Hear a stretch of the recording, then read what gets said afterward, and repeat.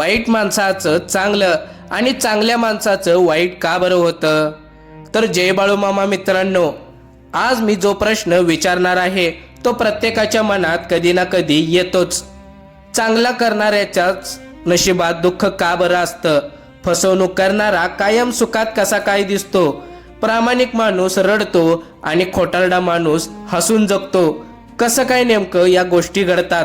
आज आपण या सगळ्याचं उत्तर बाळूमामांच्या शिकवणीमधून समजून घेणार आहोत. त्यामुळं हा व्हिडिओ शेवटपर्यंत बघा, कारण शेवटी मी अशा काही गोष्टी सांगणार आहे ज्याने तुमची विचारसरणी पूर्णपणे बदलून जाईल. लोक म्हणतात देव न्याय देत नाहीये, पण बाळूमामा म्हणायचे देव कधीच अन्याय करत नाहीये, तो फक्त वेळ घेतो. वाईट माणसाचं चांगलं दिसतं कारण त्याचं जुनं चांगलं कर्म अजून संपलेलं नसतं, आणि चांगल्या माणसाचं वाईट होतं कारण जुनं वाईट कर्म आता फळ देत असतं. कर्माचं फळ कधीच चुकत नाहीये मित्रांनो, फक्त वेळ बदलतो. आता वाईट लोक लगेच का बरं वर जातात? वाईट लोक अनेकदा खोटं बोलतात, लोकांना फसवतात, स्वार्थासाठी काहीही करतात, म्हणून त्यांना पैसा, सत्ता, नाव लवकर मिळतं. पण बाळूमामा म्हणायचे जे पटकन मिळतं ते पटकन जातं देखील. वाईट माणूस वर जातो पण त्याची शिक्षा एकदम भयंकर असते. झाड हळू वाढलं तर मजबूत होतं, झाड जर पटकन वाढलं तर ते पहिल्या वाऱ्यातच कोसळून जातं. बरोबर आहे की नाही मित्रांनो? आता चांगल्या माणसाची परीक्षा. बाळूमामा चांगल्या माणसाला लगेच सुख देत नाहीयेत. का? याचं कारण माहित आहे का? सोनं तापवून शुद्ध केलं जातं, तसंच माणूस दुःखातून मजबूत होतो. चांगल्या माणसाला सहनशक्ती मिळते, समज येते, मोठं यश मिळतं. दुःख हे शिक्षा नाहीये, ते आपली तयारी असते. आता मित्रांनो, दिसणारं सुख आणि खरं सुख काय आहे? वाईट माणूस हसताना दिसतो पण त्याचं मन शांत असतंच असं नाही बरं का.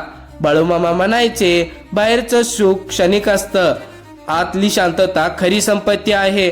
वाईट माणूस पैशात सुख शोधतो, लोकांना चिरडून पुढे जातो, पण रात्री त्याला शांतपणे झोप सुद्धा लागत नाहीये. चांगल्या माणसाकडे कमी असतं पण त्याला शांतपणे झोप लागते. आता देव लगेच शिक्षा का बरं देत नाहीये? तर मित्र हो, लोक विचारतात वाईट माणसाला लगेच शिक्षा का होत नाही?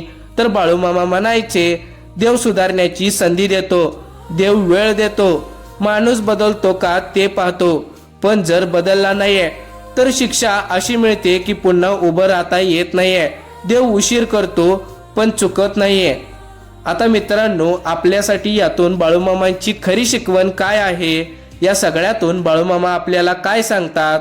वाईट मार्ग सोपा आहे पण नाशाकडे नेतो, चांगला मार्ग कठीण आहे पण उद्धाराकडे नेतो. लगेच मिळणारं सुख फसवणूक असतं आणि उशीर मिळणारं सुख कायमचं टिकतं. कधीही विचार करू नका मी पण वाईट व्हावं, कारण वाईटाचा शेवट नेहमी वाईटच असतो मित्रांनो. म्हणून मित्रांनो, आज जर तुम्हाला वाटत असेल की मी चांगलं करतो पण मला त्रासच होतो, मला निराशा मिळते, माझी कोणतीही इच्छा पूर्ण होत नाही, तर बाळूमामा तुमची तयारी करत आहेत मोठ्या आशीर्वादासाठी. आणि जर कुणी वाईट असूनही सुखात दिसत असेल तर लक्षात ठेवा त्याची वेळ अजून आलेली नाहीये. देवाचं घड्याळ हळू चालतं पण ते अचूक चालतं. मित्रांनो, तुम्हाला देखील या गोष्टी आणि तुम्हाला तुमच्या प्रश्नाचं उत्तर मिळालं असेल तर कमेंटमध्ये जय बाळूमामा लिहायला विसरू नका. आणि असेच महत्त्वपूर्ण आणि अध्यात्माविषयी, बाळूमामांविषयी माहितीपूर्ण व्हिडिओ पाहण्यासाठी आत्ताच आपल्या बोलगड्या मराठी या यूट्यूब चॅनलला सबस्क्राईब करा. धन्यवाद मित्रांनो. बोला बोला बाळूमामांच्या नावानं चांगलं.